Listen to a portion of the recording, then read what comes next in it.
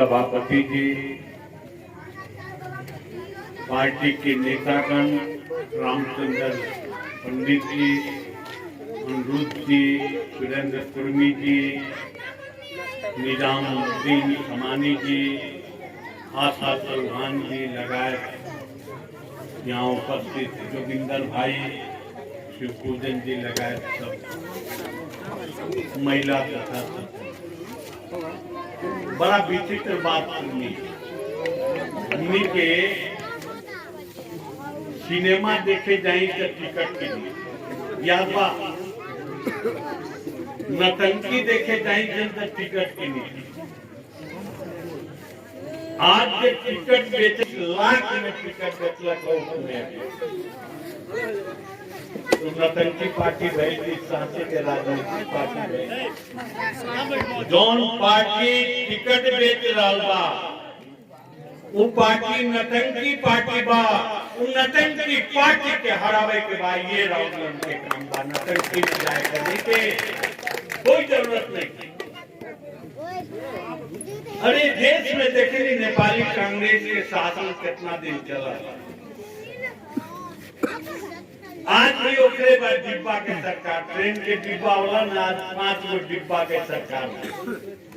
कांग्रेस, माओवादी, जनता समाजवादी और एक जन मोर्चा, 5 गो मिलके सरकार बना।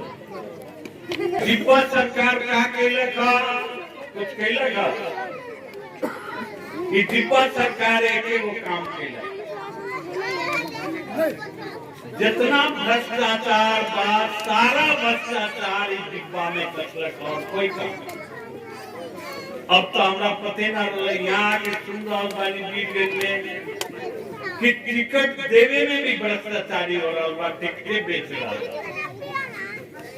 टिकट में के विकास जनता बिका रहा बा और जनता के बिकाए वाला काम के रोके पड़ी तब जनता हम वालन से ही चाहे कितनों समझाई नहीं सकता, लेकिन मधेश लोग बुझवे ना कर। पता कहा ना बुझे कल बड़ा निमन पार्टी भाई मधेसिया के बात करेला ये पार्टी नहीं मना। आज जब 500 रुपया नोट में धो देला तो जाके दे देला लोग गाछ में 500 रुपया। अब तनका कोई हो गए तो बढ़ गए दाम तो ना कहें। 5 साल में 500 मिले या 1000 मिले, रुआ लगन अपना बाप बच्चा के भाग्य बेच रहा बानी, अपन भविष्य बेच रहा बानी। 500 रुपया और कीमत लागत 1000 रुपया ऐसे भी ज्यादा हो जाता तो मास्क रखिया देता। चलो बिहार में नॉमिनेशन बा, अभी घूमल आवत नहीं। हमारे उम्मीदवार लोग बड़ा चिंतित सब द्वारा मास्क रखिए तो हमनी के कहां से क्या बड़का पार्टी पैसा रख ले बा, हंसी काट रहा बा, चिड़ा बोरा हो रहा बा। अरे एक बेटे ईमानदारी दिखाई, कल कोई पार्टी चिड़ा माछ खियाई तो हम ना कसम खाई। इतने कर्म का परिवर्तन, इतने यो एक क्रांति है, यो एक परिवर्तन है। जब तक क्रांति ना हुई तब तक कोई परिवर्तन ना। रुआ लगन पहले तो मजाक कर जाओ मधेसी, अब मधेश प्रदेश हो गई। ये 2 नंबरी प्रदेश अब मधेश प्रदेश का नाम है। मध्य प्रदेश के आदमी का होई, बिहार प्रदेश के लोग बिहारी होला, बंगाल प्रदेश के लोग बंगाली होला, तो मध्य प्रदेश के लोग का हो मधेसी ना होई।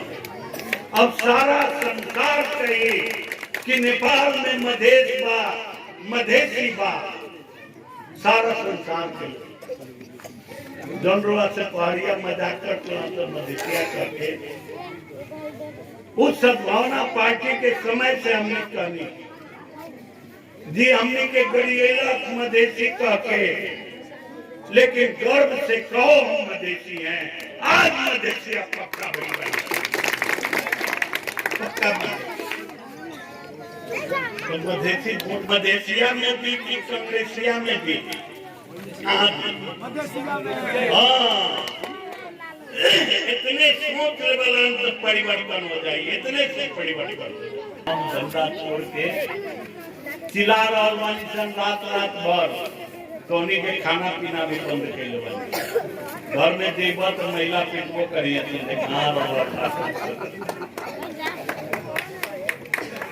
हम कहे चाहते हैं अभी मौका है। स्थानीय निकाय के जो चुनाव बा, ये स्थानीय सरकार संविधान से सरकार बनौले बा, एकरा कार्यपालिका अधिकार बा, न्यायपालिका अधिकार बा, विधायिका अधिकार बा। 5 वर्ष लोग ना बुझल, न्यायाधीश बना रहा बनी। अभी प्रमुख खड़ा भेल बारी आशा जी, ये नगर पालिका के न्यायाधीश हुई है, मुद्दा फैसला करे के काम इनकर हुई।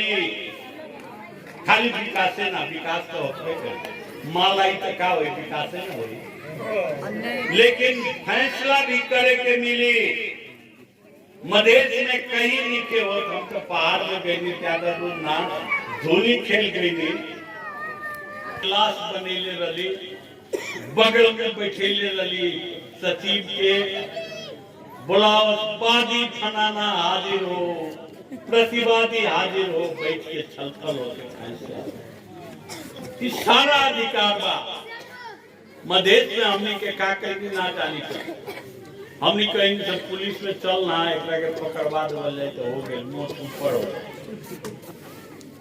हम नहीं लगे लोग आवेला, अरे बड़ा बदमाश है, एकरा कहीं ना एसपी साहब के पकड़ के चुन दी।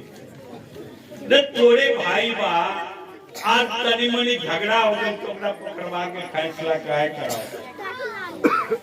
ये अधिकार नगर पालिका के विभागों, पालिका के विभाग, हमनी के ऐसा लोग आज पढ़ल लिखल लोग बा, ये लोग के जिताई।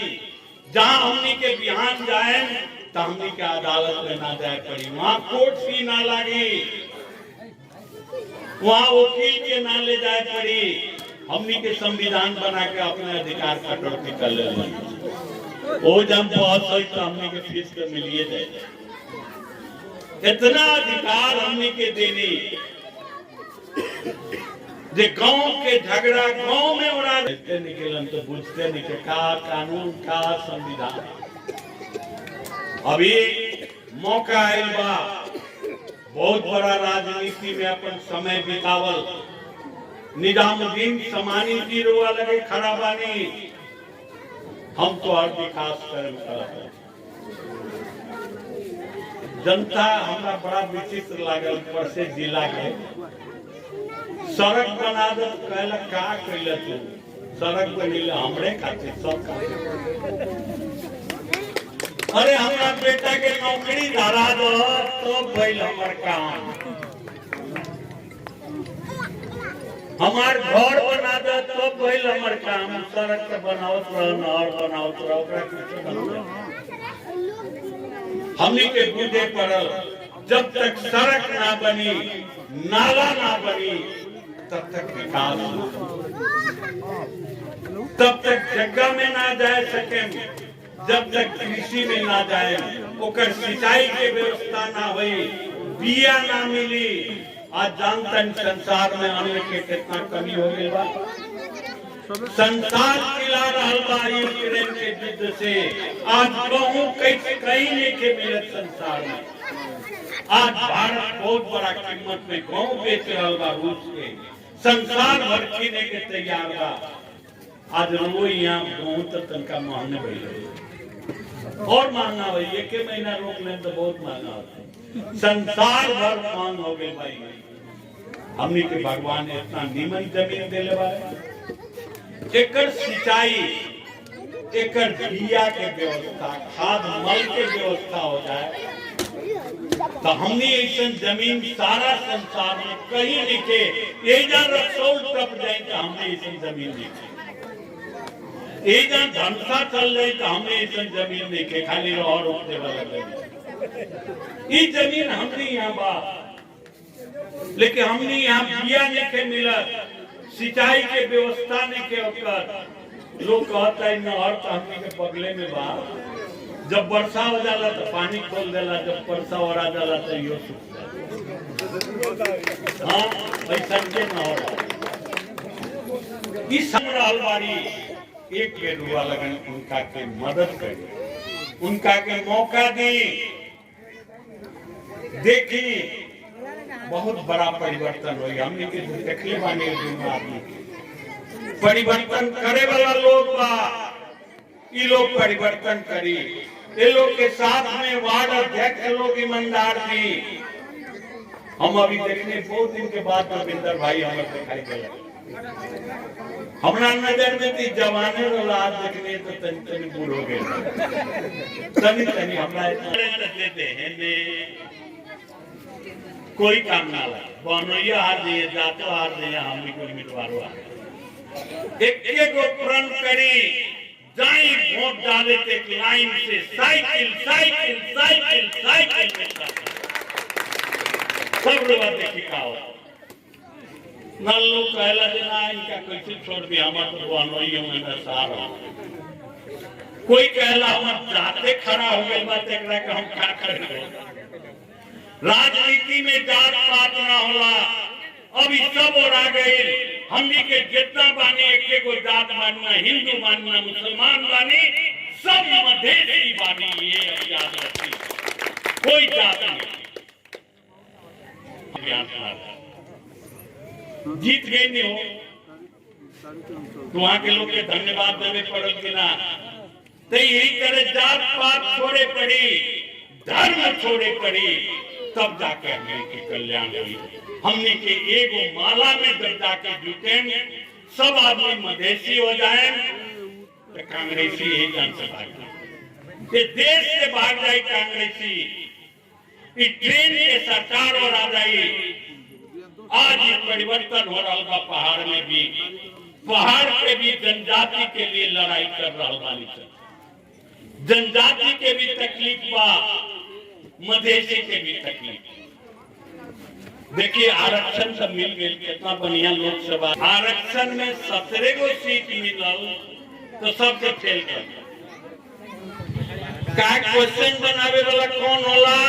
पहाड़िया। काफी जांचे वाला कौन होला? बोलो ना, पहाड़िया।